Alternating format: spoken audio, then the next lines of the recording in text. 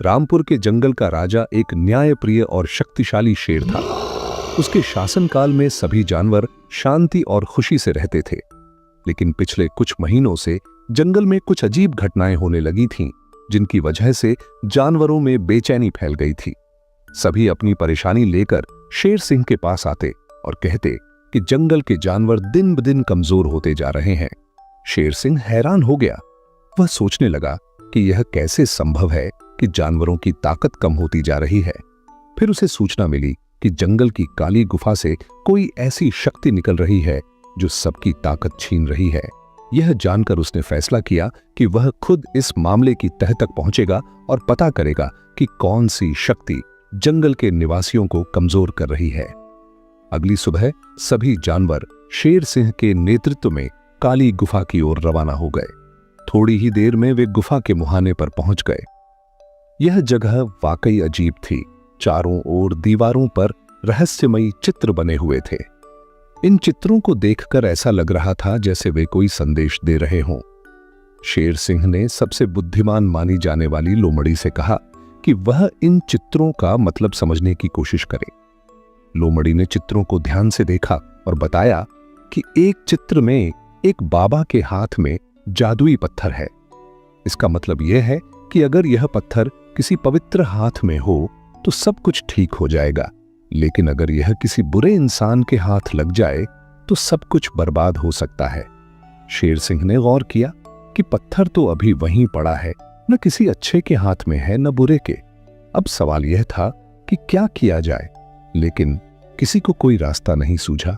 सब सोच में पड़ गए और निराश होकर अपने अपने घरों को वापस चले गए। उसी रात शेर सिंह ने सपना देखा, उसी बाबा का जिसकी तस्वीर गुफा में बनी थी। बाबा ने उसे बताया कि वे जानते हैं कि शेर सिंह परेशान है क्योंकि गुफा में रखा पत्थर जंगल की शक्ति छीन रहा है। बाबा ने राज खोला कि इस पत्थर को किसी ने बुरी नीयत से छुआ है, इसी वजह से ये सारी मुसीबतें आ रही हैं। शेर सिंह ने बाबा से पूछा कि इस बुराई से छुटकारा कैसे मिल सकता है। बाबा ने बताया कि इसका एक ही उपाय है, जंगल में ऐसे जानवर को ढूंढा जाए जो पवित्र हो, जिसने कभी कोई पाप न किया हो।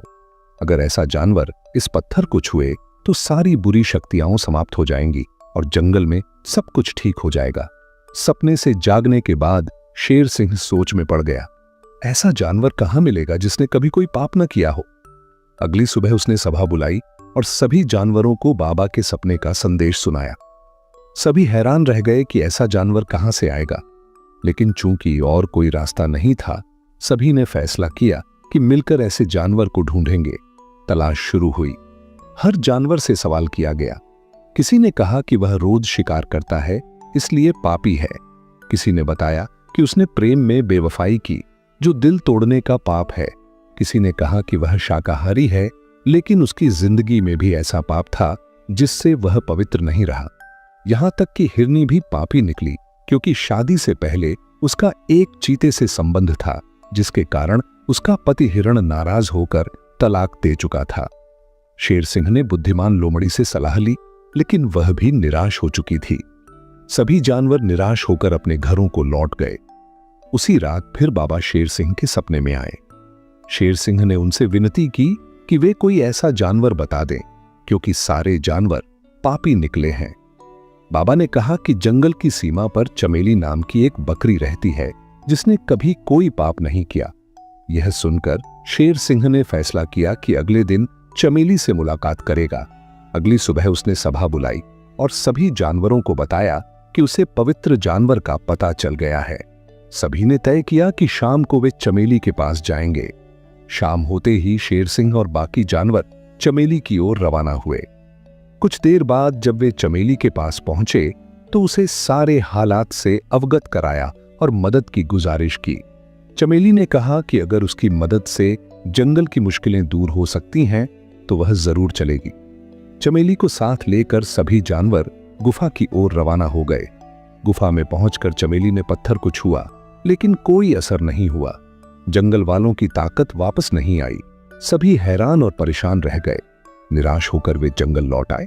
उसी समय चंटू खरगोश दौड़ता हुआ आया और शेर सिंह को बताया कि जिस बकरी को वे साथ ले गए थे वह असली बकरी नहीं थी, बल्कि भेड़िए ने असली बकरी को कैद कर उसकी जगह खुद को भेस बदलकर भेजा था, ताकि शक्तियां वापस न आए और वह राजा बन सके। जब भेड़िए का राज खुला तो शेर सिंह ने पूछा कि उसने ऐसा क्यों किया। भेड़िए ने स्वीकार किया कि वह जंगल का राजा बनना चाहता था और नहीं चाहता था कि शक्तियां वापस आएं। लेकिन शेर सिंह ने कहा कि अब उसे जवाब देना होगा। अगली सुबह सभी जानवरों को यह खुशखबरी मिली कि शक्तियां वापस आ गई हैं, क्योंकि असली चमेली बकरी को छुड़ाकर उसे गुफा ले जाया गया और जब उसने पत्थर को छुआ तो सारी शक्तियां वापस आ गईं। भेड़िया हैरान रह गया कि अगर वह अब भी वहां है तो शक्तियां कैसे वापस आईं। उसे बताया गया कि जैसे उसने बकरी का अपहरण किया था, वैसे ही रातों रात बकरी को आजाद कर असली पवित्र चमेली को गुफा ले जाया गया और उसने पत्थर को छूकर सब कुछ ठीक कर दिया। शेर सिंह से पूछा गया कि अब भेड़िए का क्या किया जाए। सभी जानवर चाहते थे कि उसे सजा दी जाए, लेकिन चमेली ने कहा कि माफ कर देना चाहिए, क्योंकि माफ करने वाला बड़ा होता है। शेर सिंह ने भेड़िए को माफ कर दिया। भेड़िया शर्मिंदा हुआ और सभी जानवर अपनी ताकतें वापस पाकर खुशी से रहने लगे। उस दिन के बाद जंगल में एक नई उम्मीद, शांति और भाईचारे की शुरुआत हुई और सभी ने मिलकर तय किया कि आगे कभी किसी को अपनी इच्छाओं के लिए दूसरों का नुकसान नहीं पहुंचाने दिया जा।